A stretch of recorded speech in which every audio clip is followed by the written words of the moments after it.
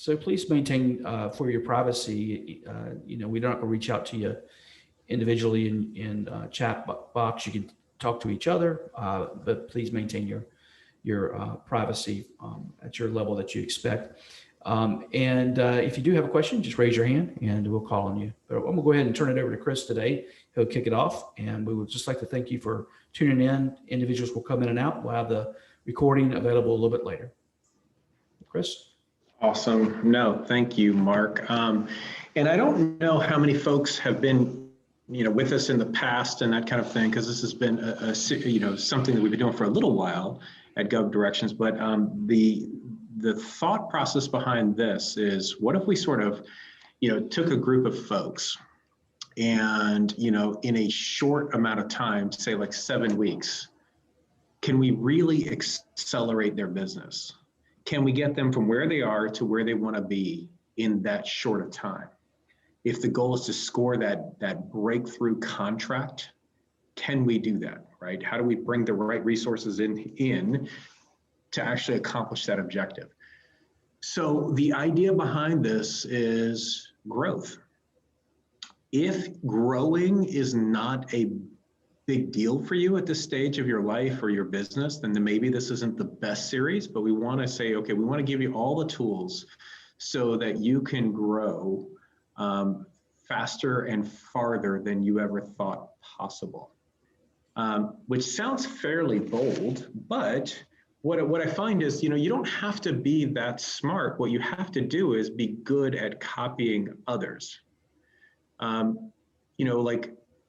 We can all strip years off of our learning curves by learning from the best and sometimes more importantly, actually applying something that we learned.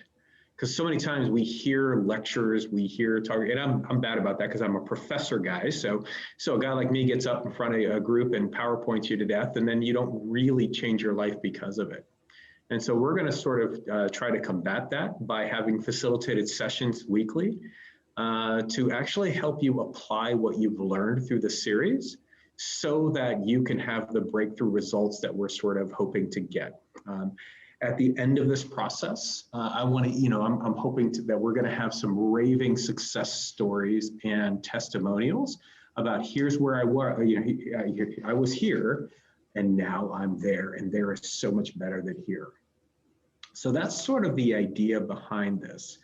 And so I guess I'll sort of just launch right into the best way to start this process, which is arguable. I've dedicated my adult life to entrepreneurship, and we agree primarily in academia, and all the experts agree on how to train accountants. We kind of agree on how to train finance people. We don't all agree on how to train entrepreneurs. Right, that's a very muddy gray area because it's also the hardest job in business, and it's not like accounting, pretty black and white. I know there's always a little bit of gray area, but it's there is a right and a wrong. In entrepreneurship, it's what's right for you may not be right for me. Like what works for some industries doesn't always work for other industries, and so it's a little bit, well, actually not just a little bit harder. It's a lot harder, and so. So choosing a starting point is a matter of great debate. And I'm not saying the starting point that I've chosen is right. And I'm not 100% sure it's right for everybody on this, in this class. But I am saying that if there's a tool that is more successful, I don't know of it. And, this is one that I just tend to get the best results from. Right after this session, I'm leading a group of entrepreneurs tonight, and I am going to be using the same tool, which I hold them accountable to, that I am going to review with you. I'm going to lead these folks through it. I'm actually stationed at the Russell Entrepreneurship Center, which is the largest entrepreneurship center that exists for Black entrepreneurs. And I'm doing a session tonight, and I'll be using the same tool. I meet with the same group of entrepreneurs on a consistent basis, and I'm going to use the same tool tonight that I'm going to use with you guys. So anyway, with that long preamble, I'm going to go ahead and launch in, and I'm going to so here's what I want to do. I want to make this interactive. Now, interactive is awkward on Zoom, and everybody, you got your muted and your camera's off, and people probably multitasking and all that fun stuff. But at the very least, here's what I want you to do. I want you to literally write down the answers to some of the questions that I'll have.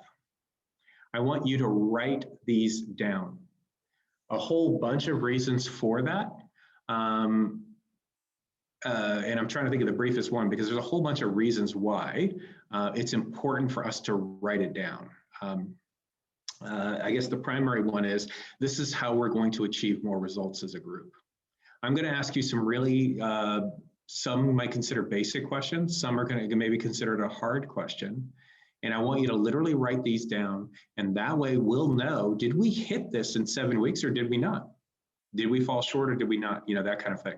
So anyway, there's a much better way to articulate why it's important to write some of these down, but I'm going to go ahead and ask you to do that. I'm going to share my screen and share a tool that I'll walk you through that these questions will come from. And this tool can also be forwarded to you if you would like, so that you can have an electronic version. But again, the tool's not important. What's important is the results that we get from the tool and the answers to the questions that I'll bring up. So here we go. I'm going to share my screen. And what I basically did was, I was like, okay, I'm going to create a one-pager front and back. And I'm going to put all the best practices that I know in entrepreneurship on just one simple sheet that I can hold people accountable to growing. I deal with entrepreneurs who are serious about growth. And growing a business is really, really hard. Starting a business is easier, because we could all start a business. Like maybe we can convince a couple of people to want to do business with us and that kind of thing. But growing a business, scaling a business, and all that stuff, that's a really hard thing. And that's hard. One of the things that there's so many things that makes growth hard, but one of them is as we grow, things get more complex. And complexity kills growth. So that's why they say great leaders simplify. We're going to keep things simple. So I wanted to keep a simple tool that I can walk people through, and then I can have a snapshot of where they are, and that way I can hold people accountable too. So this is my attempt. Again, maybe not the best starting point according to some folks, maybe, but I know that this works. I know that if I get a group of CEOs together and we use this tool and we hold each other accountable and we ask the right questions, we will outperform our peers. Absolutely. So I am going to just jump around on this tool in the interest of time. And I just want to focus on one question right now that I want you to take a minute and just think about. The problem with entrepreneurs sometimes is we don't have enough time and we don't have enough resources to do the thinking that we need to do. We don't spend enough time thinking about our thinking. And at the very least, we can do that during this session today to start us off on this journey, so that at the end of this journey, we can all have better businesses and better results. So I've changed my language on this. I used to call it a business maturity date. When is your business mature enough to give you the time, the money, and the significance that you want? And that's intentional for me. Like a lot of times when you interview entrepreneurs and say, why did you start your business? You will hear a bunch of answers, a variety of answers, but they all, in my opinion, fall in basically 3 buckets. Something about time. I got tired of working for a boss who wouldn't let me off when I wanted to go spend time with my daughter, or, there's the control over my time. There's money. I'm tired of making money for somebody else. I want to make money for me. I want to create a legacy for me. I want to create generational wealth for me. So there's a lot of time reasons. There's a lot of money reasons. There's also a lot of significance reasons. Like I want something that could be handed down to my family. I want to show that high school teacher that called me, said I'd never be anything. I want to show that I can be somebody. So there's things outside of just time and money that call us to entrepreneurship. So time, money, and significance, what I tend to do is I have everybody define what that is for you. Because all of us have a different definition of what does success look like. So because the irony is, the reason I originally called it business maturity date is because sometimes when we first start, our businesses aren't mature enough to give us the time that we want. We started our business to have more time. Now we're working more hours than we ever have in our lives. We started our business to make more money. And you know what? Sometimes I am paying money for the right to work, because I'm taking, like my money, like every spare dime I'm putting back into the business. That doesn't seem right. And you know what? Significance, all of a sudden, if I am, if I work for a large company, like my last corporate gig before I became an entrepreneur was Coca-Cola, and all of a sudden you go from that to running a music store. I mean, you talk about significance, nobody cares about you as a music store owner. So anyway, so the idea of significance, the idea of more money, the idea of more time, when we first start, sometimes it robs us of all three of those. But then our business gets mature enough, and we need to set a time. We need to measure that. We need to monitor that. We need to hold each other accountable to that. We need to get to the place where we get to the point where, hey, you know what? Now I'm finally getting the time that I defined as success. Now I'm getting the money that I defined as success. And remember, money is not just how much money you put in your bank account each month. You're also creating the most significant asset that you have ever owned. This business should be about 70 to 80% of your net worth. And I don't even care what business you own. That's true across most industries. And so if it's not, if you don't have the equity value that you want, then we need to work on that, right? So what is that? What is that equity that you have in your business now? And how much money am I making every month from it? So anyway, so there's the money and then the significance. Like, what is it that I want? I want this business to be able to fund 4 scholarships at my old elementary school. Fantastic. Let's set that up. Let's go. I want my business to create a foundation that helps these types of people. Fantastic. Let's set it up. Let's go. So having a picture of when we'll have those things is important, because we got to know what the win is. Right? If this was a football game, we'd all see the scoreboard, and even the popcorn salesman can tell you who's winning. But if I ask you the question, are you winning in business? That's a debate. Well, I think so because, you know what, I'm surviving because, even though COVID hit me hard. That's not an answer. That's a justification. I think so because, or despite this, I'm still doing okay. No, wait a minute. In terms of time, are you winning? Are you on track or off track? In terms of money, are you winning? Are you on track or are you off track? In terms of significance, are you winning? Are you on track or off track? So I'm trying to cram a lot into a little. This deserves more discussion, but I just want you to take a moment now and just write down, okay, how much time do I want out of this business? Ideally, I was with a guy earlier today, and he said his goal was always 15 hours a week. 15 hours a week, and he's finally getting there after a few years. He's finally getting to about 15 hours a week. He said that's ideal for him. He doesn't ever want to stop working, but about 15 hours a week is right for him. When will you feel like you have time affluence? Meaning you have margin. You feel affluent when it comes to time. Versus the reverse, where we feel like that we never ever have enough of this thing called time, right? We're always running from one thing to the next. What is your win in terms of time? What is your win in terms of money? And what is your win towards significance? That's what I want you guys to write down right now.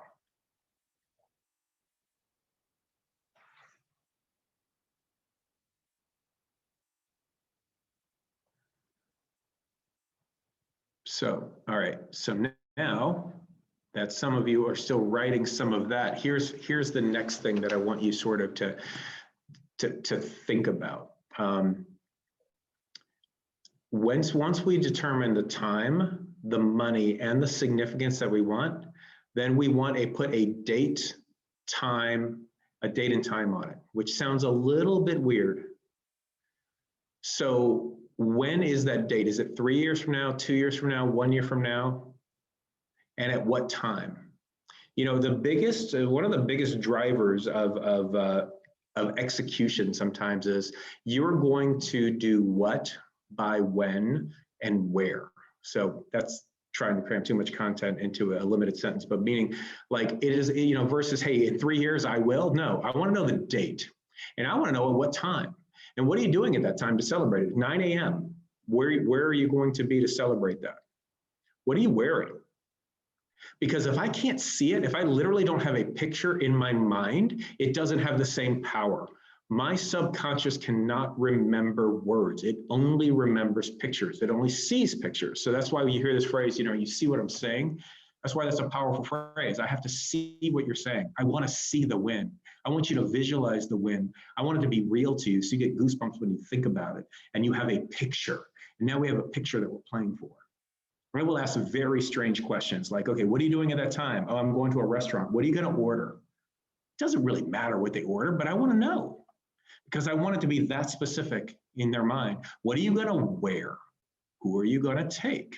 You want to go ahead and make reservations right now? You want to buy that plane ticket right now? Now it becomes out of the land of theoretical, and it becomes real.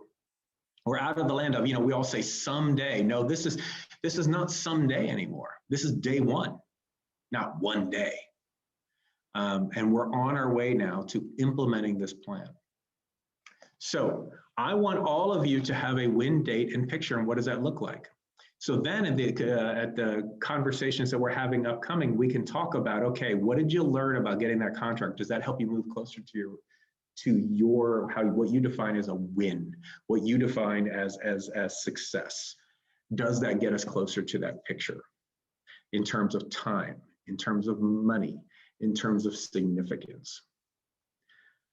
Sometimes we just start things and we don't really have an end goal in mind. This is very similar to the Stephen Covey thing, start with the end in mind. So that's why, you know, another reason why I want to do this. So anyway, that's been a lot.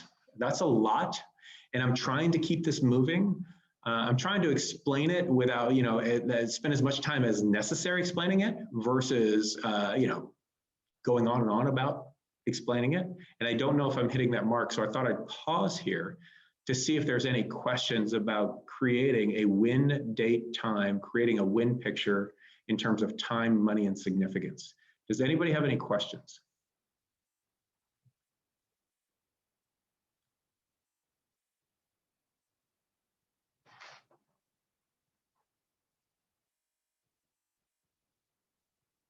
All right, well then I will move on to, now that we have our goals, so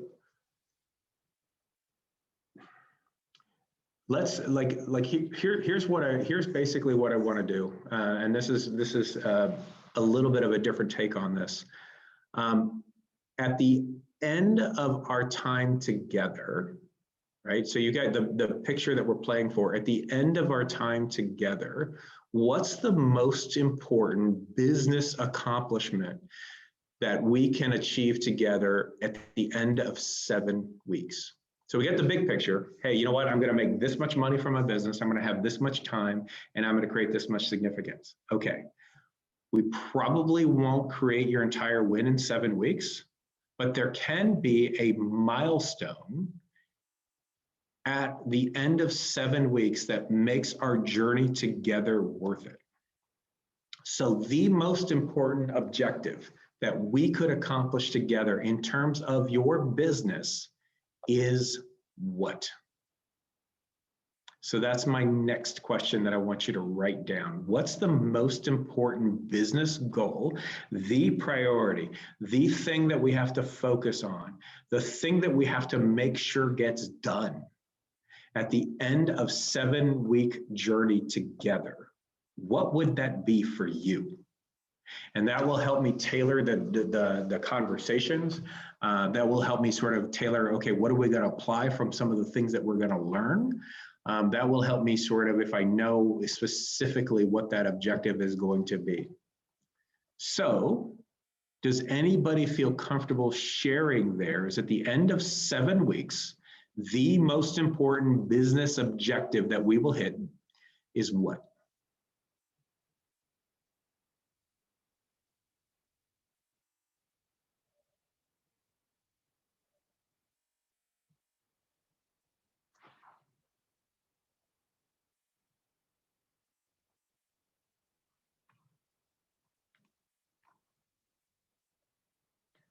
All right, well then I guess nobody's comfortable sharing that, which I could see where that might be a little bit personal with some, but and that's okay as long as you know what it is. You know, all to if we're talking about outperforming others, you know, it comes down to, like, there's some pretty basic principles that apply, and the one simple way to state it is we got to define where we are, which sounds simplistic, but sometimes we don't know exactly where we are. It's really hard to know, okay, my exact cash flow situation, what's my, you know, placement in the market, what's, you know, how am I doing against competitors, all these kinds of things. Where am I? Where do I want to be? And what's my next step? So, assuming you know where you are, and in 7 weeks you know where you want to be, then we say, okay, based upon that, we know that this is your next step. This is the next thing that we have to do between now and next week. I know you got a whole bunch of things to do, but we sometimes confuse busyness with business, right? Just the fact that you're busy doesn't mean anything in the world of entrepreneurship. It doesn't matter how many hours you put in. What matters is we're doing the right things and we're focused on the right questions. So I can spend 80 hours a week on something, and somebody could spend 10 hours a week on something, and they could still outperform me. So I don't want to confuse my busyness with productivity, right? With the fact that, no, I'm spending time on the most important things, and I'm not letting the urgent things get in the way of the important things. So what is the most important thing I need to focus on? That's a very important question, because we tend to focus on what's loud as opposed to what's important, whatever's calling my attention, whoever called me the most, or how many, you know, this person sent me 4 emails, I need to respond. We focus on that as opposed to what's the thing that moves me the farthest, the fastest, and making that the priority. So where are you? Where do you want to be? And what's the next step? So this is an effort, you know, in this quadrant, I guess, is in like, as far as I design this basically quarterly, because best practices suggest in organizations that quarterly tends to be better. A lot of us set annual goals. Well, that gives me the right to procrastinate, because a year from now sounds like a very long time, which we all know it's not, but it feels long. Monthly goes by too quick for some of us, right? So 90-day worlds tend to be around, and plus it allows me, like, one of the things I love about 90-day worlds personally is I'm an entrepreneurial kind of guy. So I see a shiny toy and I want to go chase it. I see a new opportunity and I want to go seize it. But I can just say, like, look, okay, you know what? This is the priority for the next 90 days. So I'm not saying no to this opportunity forever. What I'm saying is right now, for the next 90 days, I'm not going to worry about it. I'll worry about it in 90 days maybe, but not right now. So it helps me sort of not have FOMO about the opportunities I'm missing, yet still stay somewhat focused. So I would challenge anybody, if you're looking for a best practice, it's like, what if you just started living in 90-day worlds? How would that change your business? That tends to work pretty well for a lot of folks. All right, so now that you've identified 7 weeks from now, here's my most important business goal. Now, I also do 2 other quadrants for people. I also focus on professional development and personal.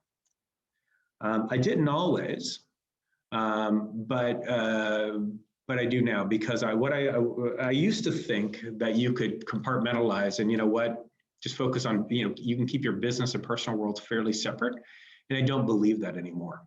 When I'm not doing well personally, I'm not doing well business-wise, and vice versa. And it does bleed over. As much as I'd like to pretend that it doesn't for me, it does. So, you know, okay, this is the most important business thing, but what's the most important personal thing? What's the most important thing? And let's not lose sight of that in the chase for business. Let's make sure we keep the important thing on the personal side, the important thing, and also on the professional development side. Because if I want to grow your business, the first thing I need to do is grow you. Or as Peter Drucker so eloquently put it, the bottlenecks are always at the top. You are the lid to your future. You are the bottleneck. So the reason, and I know this is going to sound harsh, but I really do believe this, and this is true for me as well. The reason I'm not farther than I want to be is because of me. Yes, I can point to the economy. And yes, I can point to this, this, and this, and this. But there are people who have dealt with the same similar circumstances that I have that are still doing a lot better than me. So the greatest battle I believe we all fight as entrepreneurs is the one in the mirror. And so I have to get better. And so what am I going to do? So hopefully the 7-week for professional development thing that's most important for you is to attend all the sessions that is laid out for you. You say, okay, I'm going to make this a priority. I'm going to attend all of them so that at the end of this, I get the contract that I've always wanted, or I can accelerate my business through the government, or I can just accelerate my business period because I learned how to scale my business. Because it's a really hard thing to go from the doer of the thing that you do to the owner of the thing that you do. That's a transition that's challenging for everybody. And we can learn from each other on best practices on how to do exactly that. So that's the business, professional development, and personal stuff. And then I'll just address the thing on the right-hand side here just very quickly, because I found it to be powerful, and I spend a lot of time with people on this.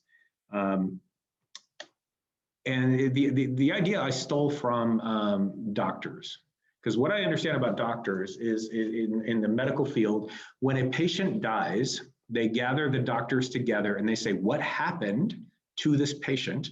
Why did he die? And how could we have prevented it? That's called a post-mortem. So the thought process is, what if we reverse that? Why do we have to wait till somebody dies? Why do we have to wait to say, hey, the business failed, what do we learn from it? So let's do a pre-mortem. Let's pretend that it's the end of the 7 weeks. It's the end of 7 weeks and you failed at your business goal. What happened? So now we're pretending it's 7 weeks from now. We get to pretend, why did it fail? And we can anticipate the reasons. We know what they are. Well, I didn't spend enough time. I let this distraction get in the way. I procrastinated. Whatever, right? So we list them and then we come up with strategies to prevent it. If we already know, say, hey, you know what? Time is my biggest enemy. Okay, great. So what are you going to do about it?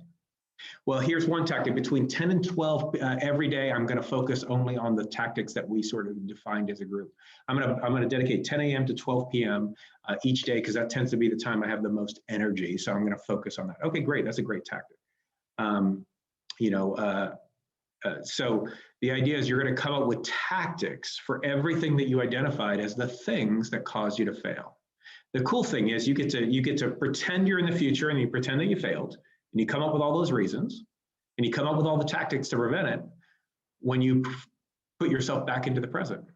So now I'm getting to be in the present. Hey, I didn't fail. And now I've got a tactic that's kind of probably that's a lot more likely for me or to prevent me from failing, because I took the time to do it. It doesn't take long to do this, but a little bit of that extra thinking makes all the extra difference. If we want to go from ordinary to extraordinary, it's just that little extra. It's not a lot. And that's what I find fascinating. Like when I first started becoming an entrepreneur and studying entrepreneurship and teaching entrepreneurship, I had this theory in my mind that successful people are special, that successful people are smarter, they're better, they're more creative, they're more innovative, they're more good looking, they're more this, they're more that. I had that thought process in my head. And what I learned is that is not true. That there is a lot of very dumb rich people. And I'm friends with a lot of them, so I say that, in a loving way, but there's a lot of dumb rich people. What's different about them is they do the little extra things, and it's just a little bit of an extra that other people don't do. And that's the difference. And I find that really reassuring, that it doesn't take, I got to spend the next 4 years, mastering this skill or learning about this specific thing. No, I don't. But what I do have to do is do the little extra things that other people don't do. The ordinary people, ordinary entrepreneurs won't, like a pre-mortem. That's a little extra that's going to make me increase my chances of success way more than the ordinary person. If I'm sure you guys have heard this before, but if you write down a goal, like what I'm asking you guys to do on, on a form like this, or I'm asking you literally to write it down right now, and I hope some of you really are doing that. If you write down a goal, you're up to a third more likely to achieve it just by writing it down, which makes sense, right? Because it's no longer conceptual, it's more tangible. Plus, when I write things down, literally neurons connect in my brain for some reason. I don't know, I don't understand science well enough to explain it, but I know that it just does. Your neurons connect differently when I write it down. So it's more real to me and it becomes more tangible, even if I never look at it again. So we've all heard things like that before. But what you may not have read is, okay, now I want to increase the odds even by a third. I want to increase it to 76.7%. I can do that by not just writing it down, but now I can share them with a partner. Just by me sharing my goals with a partner in a community like this, you've increased your goals of 76.7% when we share our goals in a community. There's several examples of this, but like that's what some people have studied, like Alcoholics Anonymous as a group, and saying, one of the reasons that makes that successful and you increase your odds of staying sober is you're sharing your goals in front of a group like that. Who's going to hold you accountable, that you're going to feel somewhat obligated to. You have a vested interest in keeping that promise. In some similar way, this group for 7 weeks, we are going to share our goals with each other. Therefore, you're probably a lot more likely, and if we're like the stats say we are, you're 76.7% more likely to hit your goals because we've written them down and we've shared them with a partner. So anyway,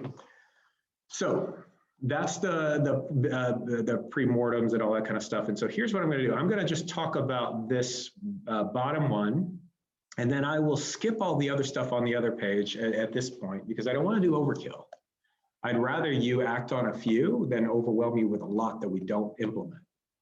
And in the interest of time, and to leave a little bit of time for Q&A, I'll just address this last sort of box on the first page, which is the why.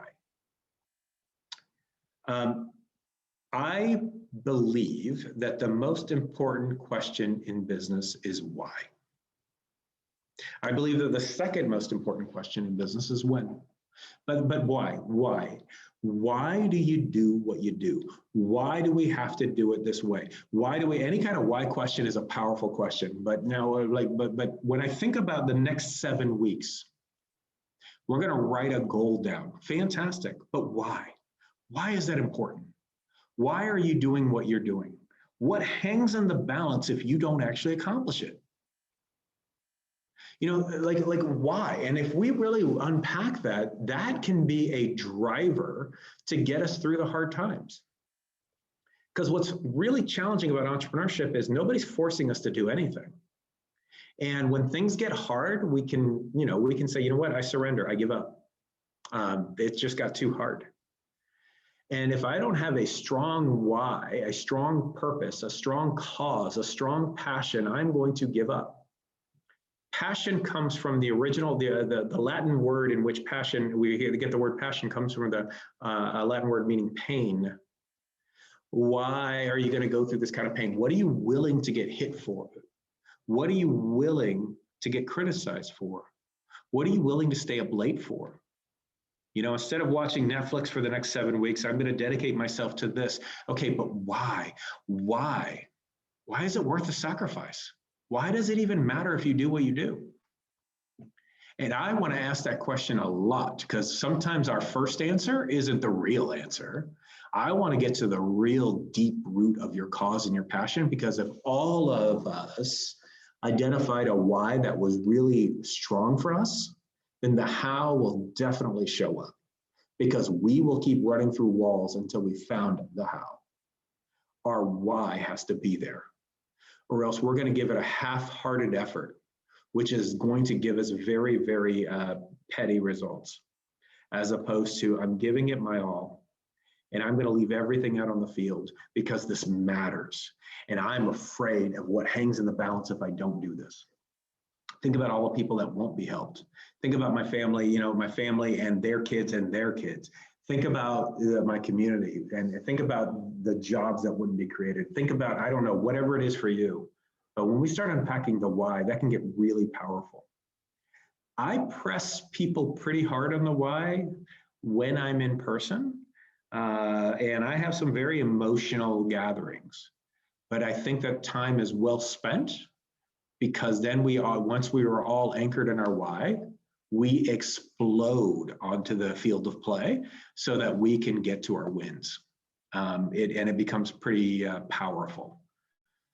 So I know that some of you get turned off maybe because you've heard like the why, and you've heard the Simon Sinek, start with why. And yeah, I've heard that before. And here's the why, because I'm going to make the world a better place. And yeah, I know of it. Now I'm talking about your real why, not what sounds good on a website, your real one. Or my favorite way of phrasing it, because this is how somebody challenged me one time. He got right up in my face, and he was the highest decorated officer in Vietnam. He was just an old, very tough individual who got right up in my face and said, "What will be your battle cry when you go through the dark night of the soul?" And I just always thought that was really cool. That's a why. Not like, my why is to bridge humanity's future by creating technologies to, shut up. No, I'm not looking for a wordsmithing thing on a website. I'm looking for the real thing. So, okay, that's a whole lot of talking. That's one-sided. Transformation occurs together. It's not, it's not when one person stands up in front of a group and just talks the entire time. That's not when change really occurs. That's how information is transmitted sometimes, but it's not how transformation takes place. So my goal today was to sort of challenge you to actually write down what the win is. And then we're going to identify our priorities for the next 7 weeks in the areas that matter the most. So that was sort of my intention, because today's like orientation. Today's like a day where we are like, okay, you know what? This is the beginning of something that we're going to go through. We're going to learn a lot. We're going to apply a lot, and we're going to grow a lot. And so this is day one of attempting to sort of prepare you guys a little bit by having you reflect on what matters most to you. So that was the intention anyway. So I want to pause there and just for any kind of questions that you may have at this point.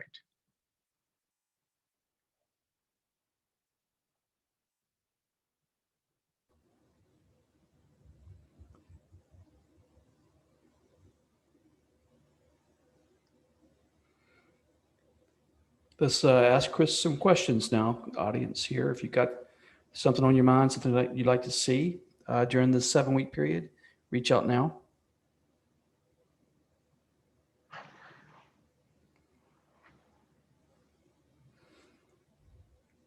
So as you're thinking about those questions, as Chris mentioned, this is going to be a 7-week time slot, and we're going to have individuals come each week. In between, tomorrow, for example, Cynthia Harper is going to talk to us about branding, communication, and capability statements and capabilities in general.